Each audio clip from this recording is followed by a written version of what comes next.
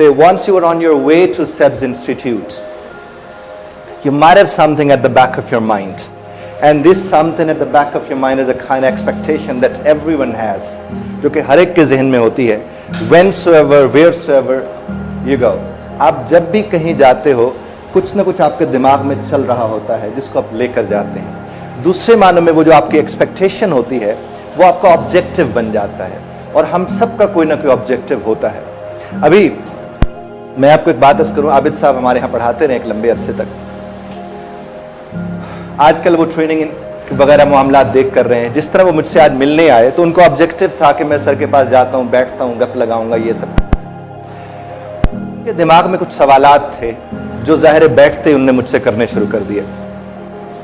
उन्हें मुझसे पूछा कि सर ये टीचर और ट्रेनर में क्या फर्क होता है, टीचर और ट्रेनर में क्या फर्क होता है.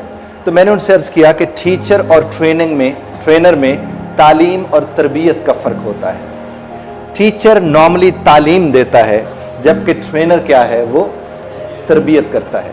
और हमारे इस मुआशरे को जिस चीज़ की सबसे ज़्यादा इस वक्त ज़रूरत है वो तरबियत की ज़रूरत है. यानी हमारे यहाँ स्टूडेंट्स को, बच्चों को पूछना भी नहीं आता, जो सबसे ज़्यादा ज़रूरी है लर्निंग के लिए. आप सीख ही नहीं सकते. You won't learn if you can't ask. आप सीख ही नहीं सकते अगर आप पूछ नहीं सकते.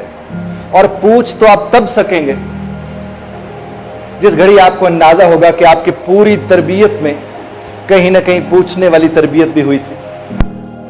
हमारे लिए तो सारी जिंदगी सवाल भी कोई और बनाता है और जवाब भी कोई और बनाता है, और हमारा सिर्फ एक ही काम होता है कि हम उस जवाब को रट लें. और जिस घड़ी हम उस जवाब को रट लेते हैं हम उसे मुंतकिल करके पर्चे में आ जाते हैं. और उसके बाद जब हमसे कोई मुखातिब होता है, कोई बातचीत करता है, तो अक्सर लगता है कि कद निकल आए हैं और अक्ल नहीं निकल पाई. जब ये मुहावरा आपको इर्द गिर्द सुनने को मिलता होगा बड़े बूढ़ों से, तो वो बुनियादी तौर पर आपसे मैच्योरिटी को एक्सपेक्ट कर रहे होते हैं एज के हिसाब से और फिर आपके तालीम के हिसाब से भी. लेकिन चूंकि आपको तालीम तो मिल चुकी होती है, आप तक इल्म तो मुंतकिल हो चुका होता है, लेकिन चूंकि वो तरबियत के साथ मुंतकिल नहीं होता, इसलिए वो इल्म आपके यहाँ होता भी अगर है तो वो आपके किसी काम का नहीं होता. और जो चीज़ आपके काम की नहीं होगी वो किसी और के काम की कैसे हो सकती है. मेरी बात पहुंच रही है ना आप तक? तो आपने मुझे, चूंकि ये बात आबिद साहब ने मुझसे की और वो बात मुझे कहीं और ले चली कि मुझे इस पैराए में भी देखने की जरूरत है कि तालीम और तरबियत में बुनियादी फर्क क्या है. आपने अक्सर देखा होगा लिखा हुआ होता था तालीम और तरबियत, यानी तालीम भी साथ ही, लेकिन वो सिर्फ तालीम होती रही, यानी इल्म की मुंतकली होती रही. इसके ऊपर मैं आपसे एक तहकीक शेयर करता हूं. उस तहकीक में ये बात है कि जब कभी आप किसी के साथ कोई इल्म मुंतकिल करने जाते हैं तो कहने वाले ये कहते हैं कि 50% आपका दिखना दिखता है. कहिए जरा.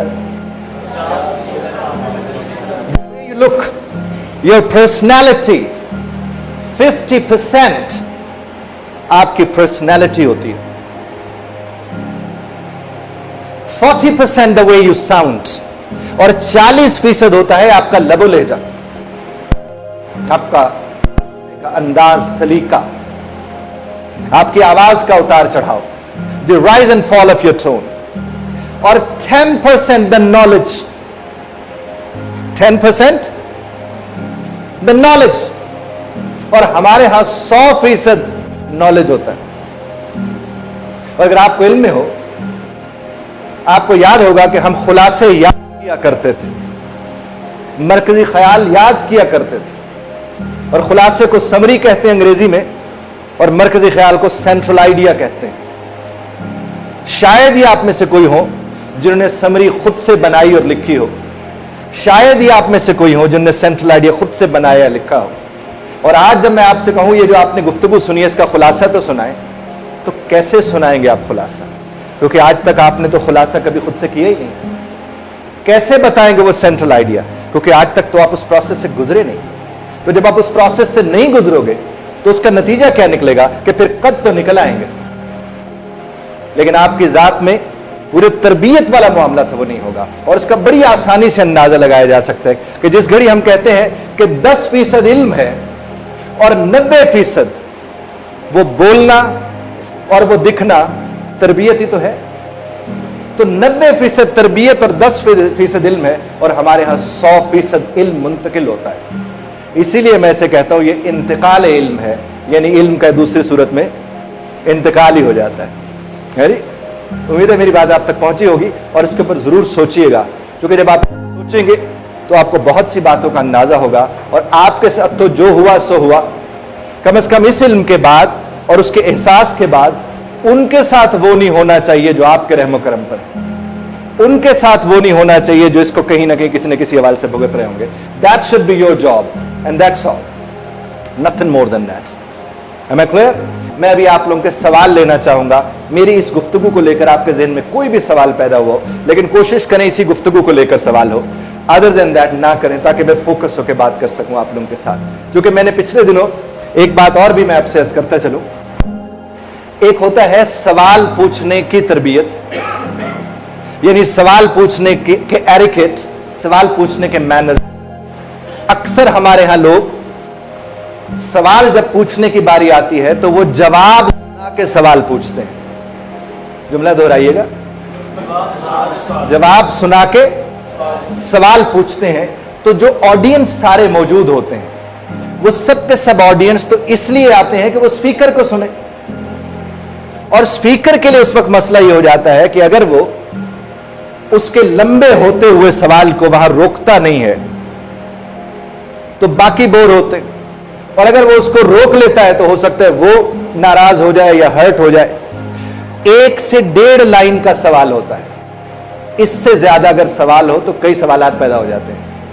तो one has to understand all that कि ये एक सलीका है कि आपने किसी से भी कोई सवाल करना है तो तबसरा करने और सवाल करने का फर्क समझे। ये अक्सर आपने देखा होगा, ये जो जर्नलिस्ट भी नॉर्मली जब वो सवाल करने के लिए आते हैं तो प्रोमिनेंट होने के लिए अब 20 लोग, 25 लोग, 50 लोग बैठे हैं, सबको सवाल का मौका मिलना चाहिए। तो एक साहब बैठे जब उसको जवाब दे रहे होते हैं तो एक ही साहब खड़े होकर इतना लंबा तबसरा और तारीखी हवाले देने के बाद एक सवाल करते हैं, जबकि उन तारीखी हवालों में किसी को कोई दिलचस्पी नहीं होती। हाँ, उनकी जरूर होती है जितनी लंबी चौड़ी गुफ्तगू फरमा रहे होते हैं। तो आप लोग सवाल बराए सवाल भी कर सकते हैं, लेकिन जुमला नहीं बोलना। और इसकी तरबियत की हम इब्तदा किए लेते हैं एक तरह से कि आप जब सवाल करेंगे तो मैं कोशिश करूंगा कि पहले आपके सवाल को आपको सवाल बना के दिखाऊं, अगर वो सवाल नहीं है तो। अब तो यूट्यूब पड़ा है, आपको जो चाहिए लिखकर भेजें वो आपको बता देता है। आप उसको जाकर देखें, चाय पीने के क्या आदाब हैं, आपको मिल जाएंगे। पानी पीने के क्या आदाब हैं, आपको मिल जाएंगे। किसी चीज को पढ़ने के क्या आदाब हैं, आपको मिल जाएंगे। उठने बैठने के क्या आदाब हैं, आपको मिल जाएंगे। और जो इंटरनेशनली रिकॉग्नाइज्ड वो जब आपको मिल जाएंगे तो अगला काम क्या है? अब आपको इल्म नसीब हुआ तरबियत का, अब आप तरबियत करना शुरू कर दें। और तरबियत सिर्फ वही कर सकता है जो सब्र वाला होता है। इसीलिए नॉर्मली आई टेल पीपल कि जो ट्रेनर्स होते हैं, आप उनके सब्र को टेस्ट करके देखें, वो बड़े सब्र वाले होते हैं, क्योंकि उनका काम ये होता है कि वो एक बात ऐसी समझाने जा रहे हैं जो शायद क्या यकीनन कोई सुनने को तैयार नहीं होता। तो फिर वो उस तरह से, तो अगर आप कहेंगे कि पूरा निजाम बदल जाए या फिर एक रिवर्स गियर लगे या फिर वो बैकवर्ड पीछे की तरफ चल सारा सिलसिला, फिर से मेरी तरबियत, तो ना भाई ना, वो नहीं हो सकता। उसका सिर्फ एक ही तरीका है कि मुझे शौक है तो मैं उसके पर काम करूं। That's only thing I would like to say. अब इसमें इल्म में इजाफा जो हुआ, इसके मुताबिक मैं अगर अपनी तरबियत करना शुरू कर दूंगा तो कम से कम मैं अपने आप को सेव करूंगा। कल जब मैं सुन रहा था कि बड़े बड़े जर्नलिस्ट किस किस मौजू पे कितनी देर गुफ्तगू करते रहे, तो मेरे पास 2 ऑप्शन थी। एक ऑप्शन क्या थी कि मैं शुरू कर दूं, एक ऑप्शन ये थी कि कम से कम मैं संवरना शुरू कर दूं। और वो मैं किस तरह से संवर सकता हूं कि मैं सिर्फ यही सोचना शुरू कर दूं कि मुझे क्या सोचना है, मुझे यह देखना है कि मेरे मुल्क के लिए सबसे अहम गुफ्तगू कौन सी है जिस पर मुझे करनी चाहिए। अब उसके बाद देखिए, स्टूडेंट हैं, आप चाहते हैं तरबियत हो तो आप कुछ ना करें, अपनी तरबियत करें। अब सवाल पैदा, मैं अपनी कैसे तरबियत करूं, उसका मैं पहले टुकड़े में जवाब दे चुका। जो ही आप तरबियत कर लें तो सबसे बड़ी अपनी तैयारी करें कि मेरे पास सब्र हो। जब आपके पास सब्र होगा तो उसका नतीजा क्या निकलेगा कि आपकी तरबियत आपके काम आएगी, फिर आप किसी की तरबियत करने जोगे हो जाएंगे। बात को समझ रहे हैं ना? तो आप उसी हिसाब से देखें। बेहंगम या शोर होता है जब किसी को किसी की समझ नहीं आ रही होती, और किसी को किसी की कब समझ नहीं आती? जब सब के सब जवाब लेके सवाल करने जाएंगे तो समझ आएगी नहीं आएगी। That is the only problem. We all have answers and we want to tell the world around that we know that too. और चूंकि वो उसको सुनने को उस वक्त तैयार नहीं, तो अपन से सवाल करते हैं ताकि वो उसका कोई और जवाब दे और फिर मैं बताऊं कि मुझे कितना इल्म है। मैं आपको एक बात अर्ज करूं कि ये जो एक्सेप्ट करना है, एक्सेप्ट करना, आप जब बुराई के वजूद को एक्सेप्ट कर लेते हैं तो वो बुराई नहीं रहती। वो बुराई कैसे नहीं रहती? यानी वो आपको बुरा नहीं करती। मेरी बात को समझने की कोशिश कीजिएगा। जो बुराई के वजूद को एक्सेप्ट कर लेता है वो बुराई के वजूद को एड्रेस कर सकता है।